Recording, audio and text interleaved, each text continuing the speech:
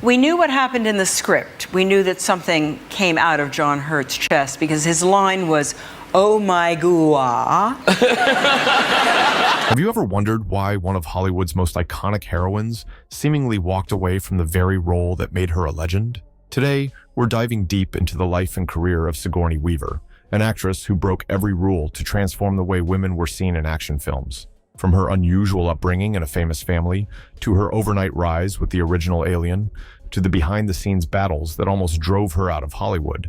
Her story is one of risk, rebellion, and remarkable resilience. In the next few minutes, we'll explore the surprising truths behind her role as Ellen Ripley, the franchise's chaotic production history, the dramatic reasons she turned down massive paychecks, and how she's continued to reinvent herself well into her 70s. By the end, you'll see how Sigourney Weaver not only changed science fiction forever, but paved the way for every tough female lead who followed. Sigourney Weaver was born on October 8, 1949, into a family that practically shaped American television. Her father, Pat Weaver, created legendary programs like The Today Show and The Tonight Show. Her mother, Elizabeth Inglis, was an actress who once starred in Alfred Hitchcock's The 39 Steps. You'd think that having such prominent parents would guarantee an easy path to stardom, but Sigourney often felt invisible in their busy world. She once described herself as the little girl in the big house, overshadowed by her father's TV legacy and her mother's past in film. When she reached her teenage years, she was already taller than her peers, 5'11" by 6th grade, and she quickly realized that standing out physically could be both a blessing and a curse. People teased her, calling her the giant spider, and it was during that period that she stumbled upon the name Sigourney in F. Scott Fitzgerald's The Great Gatsby. She loved how it sounded, more dramatic, more empowering, and changed her name at 14. That bold choice was her first step in forging a path separate from her famous parents. Despite her family's ties to the entertainment industry, Sigourney initially didn't see herself becoming an actress. She went to Stanford University to study English literature, which felt more serious and academic. Even there, she was anything but typical. She lived in a treehouse, played the flute, wore elf costumes for fun, and only casually participated in college plays. She still thought acting might be a frivolous pursuit. That perspective changed after graduation, when she traveled to Israel to work on a kibbutz, an agricultural commune. There, she discovered just how much she missed storytelling and performing. This eye-opening realization led her to audition for Yale's School of Drama, a place notorious for its rigorous approach to stage and classical theater training. Once at Yale, she found herself in a highly competitive environment. One of her classmates was Meryl Streep, who was quickly becoming the favored student for lead roles. Sigourney, in contrast, was assigned parts that felt almost insulting, like elderly women and comedic side characters, not exactly the star treatments. Professors doubted her acting chops, and one even told her to quit, bluntly stating she didn't have what it takes. But rather than break her spirit, their skepticism only fueled her determination. She teamed up with Christopher Durang, a fellow student who also felt like an outsider. Together, they wrote and performed in weird, experimental productions that tested the limits of traditional theater. One of her earliest offbeat roles was in Titanic. Not the film, but a bizarre stage play where her character kept live animals inside her body. She also appeared in Das Lusitania Songspiel, lampooning war and capitalism with over-the-top musical numbers. Audiences were shocked. Critics were split. But Sigourney's ability to blend humor, strangeness, and emotional depth soon caught the attention of people who mattered. Her very first movie appearance came in Woody Allen's Annie Hall, a blink-and-you'll-miss-it cameo that lasted 6 seconds with no lines. It was a minor credit, but it did one crucial thing. It caught the eye of casting director Juliet Taylor. That favor would come back in a big way when Alien began looking for someone to play Ellen Ripley. Originally, the script never specified the character's gender, and the studio assumed the lead would be male. Director Ridley Scott and 20th Century Fox president Alan Ladd Jr. took a gamble by casting a relative unknown. Sigourney Weaver, then 29, wasn't anyone's first choice, but when she walked in, her tall frame and focused intensity fit the no-nonsense role of Ripley perfectly. Though Alien would become legendary, the studio was uneasy at first. Fox doubted a female action hero could headline a film and paid Sigourney only $35,000, while co-star John Hurt earned far more. Ridley Scott had her train with ex-Marines so she could handle space weaponry believably. The 1979 release was a shock. the presumed male hero, died early, and Ripley, quiet, resourceful, emerged as the sole survivor. Critics and audiences were stunned. Sigourney shattered the glass ceiling for women in tense, high-stakes roles. By the mid-1980s, Sigourney was so identified with Ellen Ripley that people struggled to see her as anyone else. In James Cameron's Aliens, 1986, she returned to the character, now protecting a young girl named Newt and commanding a squad of Marines. The role earned her an Oscar nomination for Best Actress, virtually unheard of for a science fiction film. Though she lost to Marlee Matlin, simply being nominated rewrote the rules on what the Academy considered worthy. Her newfound power allowed her to diversify. She rejected tough heroine typecasting and turned down major action fare like Total Recall and The Silence of the Lambs. Instead, she branched out with projects like Gorillas in the Mist, 1988, where she played primatologist Deanne Fossey, and Working Girl, also 1988, portraying a ruthless boss. In 1989, she won 2 Golden Globes in a single night, one for each film, an unprecedented feat that showcased her range from empathetic crusader to cold corporate climber. Despite other successes, Alien kept calling her back. She agreed to do Alien 3, but the production was notoriously difficult. Endless script revisions, a discarded storyline about a wooden monastery planet, and studio panic made everything chaotic. David Fincher, directing his first feature, fought daily battles over creative control.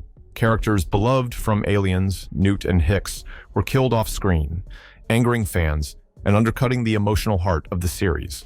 Sigourney insisted Ripley's eventual death be significant. She shaved her head in protest when the studio suggested a wig, and she demanded that if Newt wasn't going to survive, Ripley's fate had to carry real weight. Though many criticized Alien 3 at release, some now praise its bleakness and haunting tone, attributing its flaws largely to studio interference rather than creative failure. Sigourney returned in Alien Resurrection under drastically changed circumstances. Playing a clone, Ripley 8, she explored a version of the character that was part human, part xenomorph. Eerie, physically dominant, and morally ambiguous. In a chilling scene, she came face-to-face with failed, deformed Ripley clones, begging for death. Critics were divided, calling the film too offbeat, but Sigourney appreciated its strange take. She even insisted on performing an improbable basketball trick, shot on camera, sinking it on her first try, an unplanned moment that co-star Ron Perlman's stunned reaction made legendary. When the studio asked her to join Alien vs. Predator, she refused, calling it a cheapening of Ripley's sacrifice. For Sigourney, Alien wasn't about mindless monster brawls. It confronted corporate greed and raw survival instincts. While Fox forged ahead without her, the resulting films faced heavy criticism. Sigourney never changed her stance. Ellen Ripley's story deserved more respect than a crossover clash. She still found ways to champion the character outside of Hollywood. In the video game, Alien Isolation, she reprised Ripley's voice for special missions, focusing on fear and resourcefulness instead of action spectacle. She lauded the developers for capturing the claustrophobic tone of the original movie, calling it the sequel Alien 3 should have been. The game reunited her with other original cast members, delighting fans who felt the films had strayed from the slow-burn horror that made the 1979 classic so iconic. Meanwhile, her career soared beyond the Alien universe. In James Cameron's Avatar, 2009, she portrayed Dr. Grace Augustine, an empathetic scientist on the lush moon Pandora. The sequel, Avatar: The Way of Water, shocked everyone by having her play a 14-year-old Na'vi Kiri. At 61, Sigourney worked with movement coaches to embody teenage awkwardness, even reading her old diaries to rekindle that youthful mindset. The special effects team de-aged her via motion capture, but her mannerisms and voice were authentically her own. Viewers were stunned by how believably she slipped into adolescence. Her personal life defies Hollywood cliches as well. She married stage director Jim Simpson in 1984, and the couple has remained together ever since. Their child Charlotte was born in 1990, identifies as non-binary, and now works in academia, focusing on AI and digital storytelling. Though Sigourney's career took her around the globe, she prioritized a quiet life in New York City rather than Hollywood's glare. She admits juggling blockbuster shooting schedules and motherhood was exhausting, but it never shook her devotion to family. She's just as committed to the causes she believes in. After Gorillas in the Mist, Sigourney became a longtime advocate for preserving gorilla habitats, working with the Deanne Fossey Gorilla Fund. She also fights deforestation, plastic pollution, and climate change, once risking arrest while protesting the Keystone XL pipeline.